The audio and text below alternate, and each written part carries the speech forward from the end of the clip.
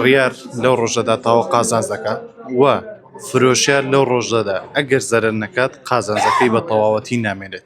بلاک فرایدەی تا دێت زیاتر و زیاتر دەبێت لە سەرجەم پێشانگا و شوێنی فرۆشتنی کەلوپەل پێداویستیەکان لە نێو شاری هەولێر.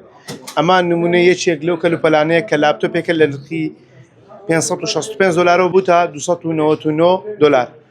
ئەمەشان میمۆرێکی بچووکە کە من بۆ خۆم زۆر بەکاری دێنم لە نێوان 20 بۆ 25 دلار کڕیمە، بەڵام لێرە نووسراوە بێست فرایدەی 7.99 دلار، یعنی نزیکەی 150 بۆ 55 داشکان لەو میمۆریە کراوە. حکومەت لێرە خاوەنی پێشانگای ئەلکترۆنیک لە شەقامی سوڵتان مزەفەر سلااو لێ بدەمێت پێم بڵێ ئەم بلاک فرایدەیە تا چەند کاریگەری لەسەر دوکانەکەی ئێوە دەبێتن ئەگەر بێت و کەلوپەل بە هەرزانی بفرۆشن؟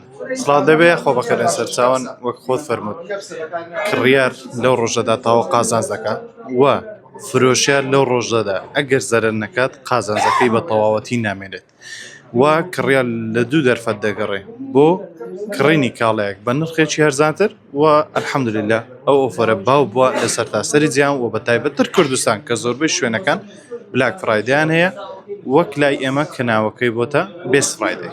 باش کاگومان بەشێک لە خاوەن دوکان و پێشانگاکان دەڵێن ئێمە زەرەر دەخین، ئایا کەس ئامادەیە کەلوپەل بە زەرەر بفرۆشێت؟ بەشکلێکی ئاماگەر تەمەشایەکی لای خۆمان بکەین بەڵێ 100% زەرەرە. وەک خۆت دەبینی 20 دلار وەک خۆت فەرمووت 20 دلار کڕیوتە، ئێستا کە سعرەکەی بۆتە 7.99 دلار تاکید بە لەوەی کە لە زەرەردایە، بەڵام قازانجی مە لە چدایە؟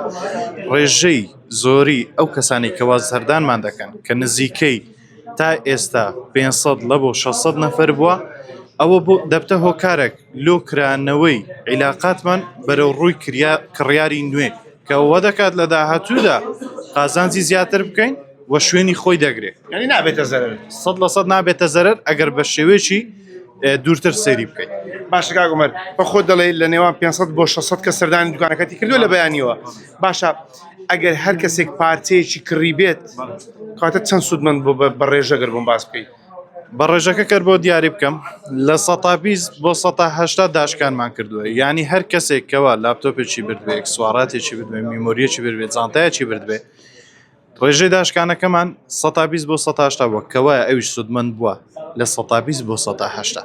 من دیار نییە بە ڕێژە نە بە ڕێژەیە چکە بابەت لە بۆ بابەت دەگۆڕێ، وەک جەناب تازە سەیرت کرد لە 20 دلار بۆتە 8 دلار.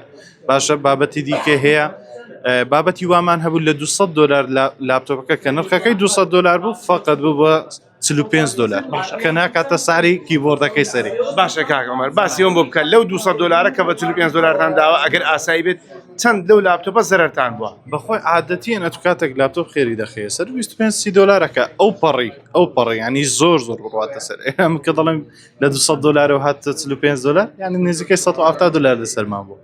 باشە ئێستا کە بە 45 دامانە چەند بۆتە زەرەر؟ یعنی یەک لاپتۆپ ئێستا بڵێن 120 دلار بە زەرەر فرۆشتانە؟ بە زەرەر فرۆشتمانە، بەڵام ئێمە دووربینترین